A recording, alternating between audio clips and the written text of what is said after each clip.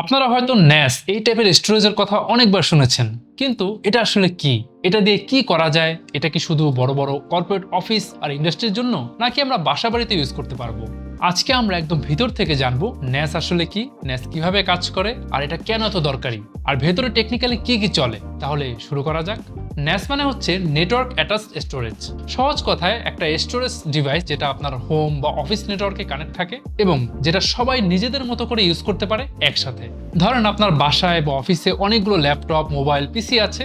এখন সব ডিভাইসে আলাদা করে স্টোরেজ রাখা কিন্তু টাফ।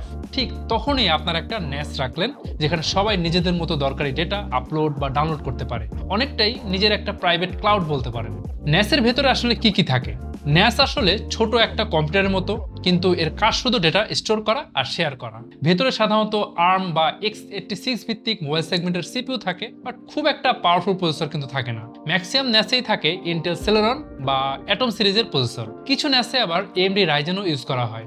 আর যেসব NAS-এ ARM বেসড এমবেডেড প্রসেসর থাকে, সেগুলোতে Cortex টাইপ CPU ইউজ করা হয়। বাট এটা ভাববেন না আমরা যে স্মার্টফোন ইউজ করি এগুলোর প্রসেসর। এসব ARM বেসড প্রসেসর বিশেষভাবে NAS, রাউটার, সেট টপ বক্সের জন্য ডিজাইন করা। তারপর RAM।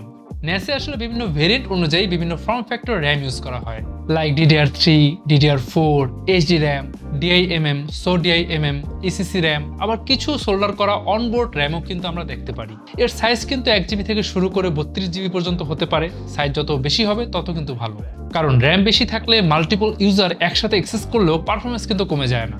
তারপর স্টোরেজ। এই যে খুব জায়গা দেখছেন NAS-এ, এগুলোকে বলা হয় বে। এখানেই হার্ড ডিস্ক বা SSD বসানো হয়। এরকম 4 বে, 8 বে, 12 বে, এমনকি 24 বে পর্যন্ত NAS পাওয়া যায়। তো যত বেশি বে থাকে তত বেশি স্টোরেজ আর বেশি ডাটা প্রোটেকশন অপশন ইউজ করা যায়। এক একটা বেতে প্রায় 10 টেরাবাইট করে ডাটা স্টোর করা যায়। তাহলে বুঝতে পারছেন NAS হচ্ছে হিউজ ক্যাপাসিটির স্টোরেজ।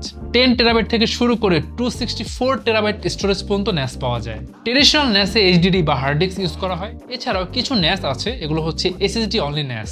এগুলো অনেক ফাস্ট। যাদের আলট্রা ফাস্ট অ্যাক্সেস দরকার, like video editor, game developer, AI data processing, তারা SSD অনলি NAS ইউজ করতে পারেন। এরপর নেটওয়ার্ক পোর্ট। NAS-এর সাধারণত ক্যাটাগরি অনুযায়ী গিগাবিট ইথারনেট, এমনকি 10G ইথারনেটও থাকে, যাদের 10 Gbps স্পিড দরকার। কিছু NAS-এ আবার ডুয়াল ল্যান থাকে লিঙ্ক এগ্রিগেশনের জন্য। মানে আপনি দুইটা 10G ইথারনেট ঢুকালেন, তাহলে 10 Gbps plus 10 Gbps total 20 Gbps speed পাওয়া যাবে। NAS ডিভাইসগুলোর কুলিং সিস্টেম সাধারণত বেশ সিম্পল বাট বেশ কার্যকরী, কারণ NAS ডিভাইসগুলো অনেক সময় ধরে লং টাইম চলতে থাকে। আর এর ভেতরে থাকা হার্ড ড্রাইভ বা SSD গুলো গরম হয়ে গেলে পারফরমেন্সের সমস্যা বা ডেটা লস হতে পারে। তাই ভালো কুলিং সিস্টেম অবশ্যই জরুরি। এখন NAS-এ নেটওয়ার্ক কিভাবে কাজ করে? যেমনটা বললাম, NAS ডিভাইসটা আসলে একটা ছোট সার্ভার, যা আপনার বাসা বা অফিসের নেটওয়ার্ক কানেক্ট থাকে, রাউটারের সাথে কানেক্ট থাকে। আরো ভালোভাবে বললে ইথারনেট কেবলের মাধ্যমে রাউটার আর NAS কানেক্ট করা হয়। কারণ ইন্টারনেট নেটওয়ার্কে প্রত্যেকটা ডিভাইসে একটা নিজস্ব অ্যাড্রেস থাকে, যাকে বলা হয় IP অ্যাড্রেস। রাউটার NAS-এ স্বয়ংক্রিয়ভাবে একটা IP অ্যাড্রেস দেয়, যাতে অন্য ডিভাইসগুলো NAS-কে খুঁজে পায়। আপনার পিসি, মোবাইল ফোন, টিভি বা অন্যান্য যে কোনো ডিভাইস একটা নেটওয়ার্কে থাকলে তারা NAS-কে ওই IP অ্যাড্রেসে ইউজ করে খুঁজে পায় এবং কানেক্ট হয়।